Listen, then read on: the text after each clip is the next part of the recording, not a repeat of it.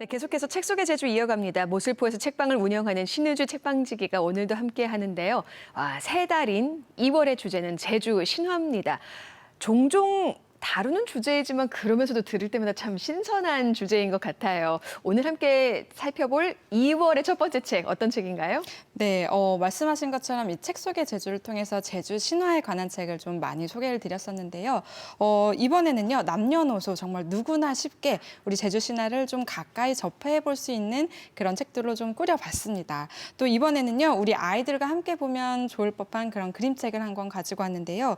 책 중간중간에 아주 재밌는 그림이 잘 삽입이 되어 있는 정말 재밌는 그림책이거든요. 제주가 궁금하우까라는 그림책인데요. 김영숙 작가가 글을 썼고요. 나오미 양이 그림을 그린 그림책입니다. 아니, 저는 잘못 발음하신 줄 알았는데 정말 궁금하우까예요. 네, 맞습니다. 궁금이 아니라 이게 제주어인가요? 무슨 네. 뜻이죠? 맞습니다. 이 궁금하우까라는 의미는요, 궁금하다라는 표준어를 제주어로 이제 해석을 네. 한다라고 보시면 좋을 것 같은데요. 어떤 내용이 들어있을지 궁금하시죠? 궁금합니다. 네. 이 작가는요, 고고인류학과 그리고 또 박물관학을 전공한 이 김영숙 작가는요, 아주 오랫동안 학예사 일을 해오다가 역사에 관한 소재를 글을 꾸준하게 써왔다고 합니다. 이 책에서는 제주의 3대 여신이라고 볼 수 있죠. 태초에 제주를 만든 설문대 할망, 또 강인한 농경 여신이죠. 자청비 이야기, 또 바람을 몰고 다니면서 바다의 풍요와 안전을 선물하는 영등할망을 차례대로 소재를 다루고 있습니다.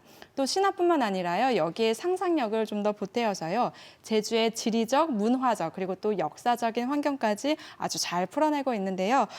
도민뿐 아니라 또 제주살이를 하시는 분들이거나 아니면 여행하시는 분들이 두루 보시면 좋을 법한 책입니다. 네, 와, 제주에 3대 여신이 있군요. 네. 이 3대 여신을 주인공으로 하면서 제주의 역사와 환경 또 문화까지 설명해주는 아주 친절한 책인 것 같은데 책 내용 속으로 좀 한번 들어가 볼까요? 네, 앞서 소개한 그 3명의 여신 가운데 오늘 한 분을 좀 소개를 드리고 네. 싶은데요. 다음 달이면 음력 2월이 시작이 되죠. 제주에는 음력 2월이면 꾸준하게 찾아오는 아주 유명한 여신이 있습니다. 바다의 안정과 또 풍요를 상징하는 이 여신, 과연 누군지 아시나요? 셋 중에 아까 바다 네. 하면 생각나죠. 제주에서는 또 음력 2월이면 칠머리당 영등 굿이 열리잖아요. 네, 영등 맞습니다. 할망 맞죠? 네, 맞습니다. 네. 너무 잘하시는데요. 이 제주 칠머리당 영등굿은요, 국가 무형문화재이기도 하면서 그리고 또 유네스코에 등재된 인류 무형문화유산이기도 합니다. 좀 발음이 긴데요. 네, 책에 소개된 이 영등할망 이야기를 좀 짧게 요약해서 들려드릴게요. 아주 먼 옛날 제주 바다 너머에 영등할망이 살았는데요. 하루는 제주 바다에 놀러 옵니다. 이날 고기를 잡으러 바다에 나갔다가 위험한 상황에 빠진 어부들을 만나게 되는데요. 어부들을 태운 배가 거센 바람에 휩쓸려서 외눈박이 거인이 사는 섬에 다다르게 됩니다. 외눈박이 거인은요, 사람을 잡아먹는 아주 무시무시한 괴물이거든요.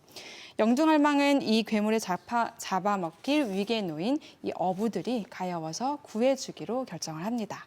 바람으로 파도를 일으켜서 어부들의 배를 이 고향인 제주 쪽으로 밀어주게 되죠. 오, 와, 이렇게 신화를 할머니가 손주에게 옛날 옛적에 라면서 들려주는 것처럼 굉장히 정감 있게 들립니다. 그 이야기가 궁금한데요. 영등 할망이 도와줬으니 네. 이 어부들 무사히 제주에 도착했겠죠? 네. 신화가 이렇게 끝나면 시시합니다. 오, 아닌가요? 그렇죠. 이 굴곡진 서사를 자랑하는 우리 제주 신화답게 또 다시 실향이 발생하게 되는데요. 영등할망의 배를 밀어주면서 이 어부들에게 섬에 당도하기까지 가난보살을 외우면서 가라고 꼭 당부를 하게 됩니다. 조건이 있었네요. 네, 그렇습니다. 하지만 이 어부들은 깜빡하게 돼서 다시 외눈박이 거인섬으로 되돌아가게 되거든요. 그런데 이 할망은 다시 한번 이 어부들을 도와주기로 마음을 먹게 됩니다. 그런데 이때 외눈박이 거인이 영등할망의 선의를 눈치채고 말죠. 가뜩이나 허기가 졌던 이 거인은요, 영등할망이 자신을 속였다는 것에 아주 화가 잔뜩 나서 할망의 몸을 잡고 조각조각 내서 바다에 던져버리고 마는데요. 그 사이 어부들은 무사히 제주에 당도했고 또 나중에 이 사실을 알게 됩니다. 자신들을 위해서 이렇게 목숨을 내어준 영등할망을 위해서 어부들은 신으로 모시고 또 구슬해 주었다고 하는데요.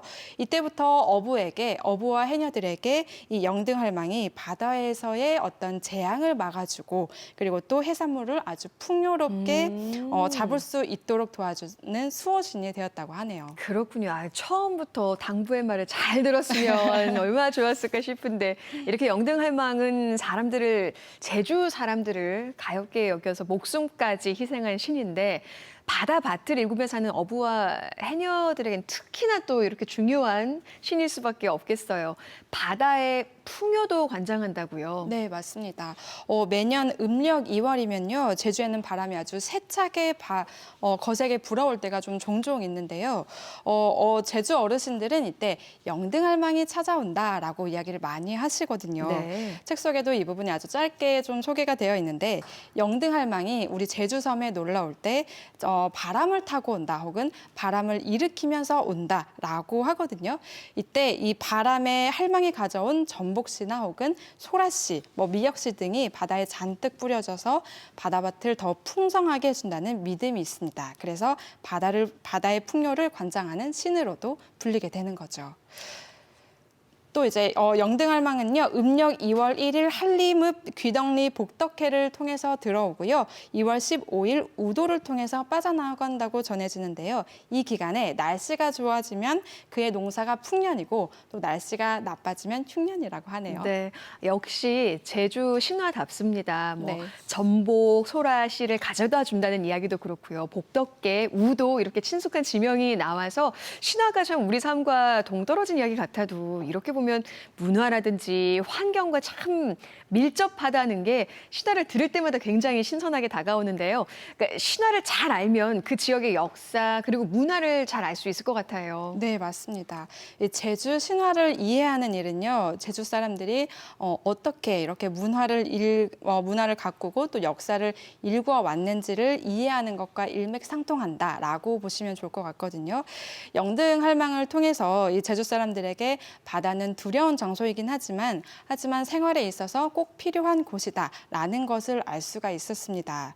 이 영등할망을 기리는 여러 굿 가운데 특히 이 칠머리당 영등굿은요, 기승전결의 흐름이 정말 짜임새 있고 또 유연해서 이 세계적으로도 반드시 보존해야 될 문화유산이다라고 평가를 받고 있는데요.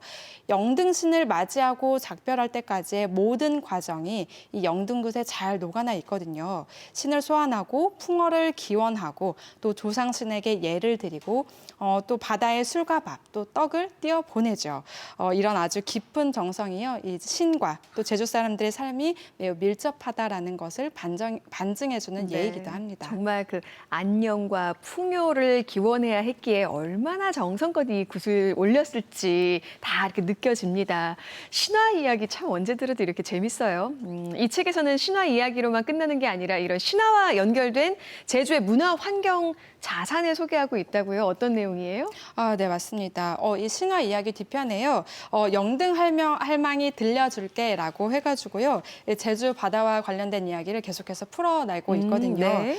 좀 알아두면요, 쓸데 있는 신기한 잡학사전과도 같습니다. 네네. 제주의 먹거리를 책임지는 바당밭 이야기와 전복, 소라, 성게, 또 남방 큰돌고래 등 다양한 해양 생물들의 고향인 바다 이야기를 같이 전하고 있고요. 또 해녀에 대한 이야기를 같이 풀어내고 있습니다. 해녀의 직업적인 특색이나 숨빗소리, 또 사용하는 도구와 의복, 그리고 해녀 박물관까지 이게 마치 박물관 가면 도슨트 설명을 듣듯이 아주 재미있게 풀어내고 있습니다. 네, 아까 책 속에 이 장면에 좀 책이 좀 나왔는데 보니까 정말 해녀 할머니가 우리가 어린아이들에게 아니면 저같이 이렇게 제주를 이제 막 이렇게 온 사람들에게 이야기를 들려주는 것처럼 정말 따스하고 자상하게 이야기를 풀어주는 것 같아서 어른아이 할 것 없이 누구나 좀 챙겨보면 좋겠다는 생각이 들었습니다. 이 신화를 따라서 제주를 편하게 여행할 수 있겠다라는 생각이 들었습니다. 이 책을 근데 조금 더 재밌게 보는 방법이 있어요? 그냥 읽으면 되는 거 아니에요? 아, 네. 어린이가 있는 가족이라면요. 이 책에 소개된 곳들 함께 여행해봐도 좋겠다라는 생각이 들거든요.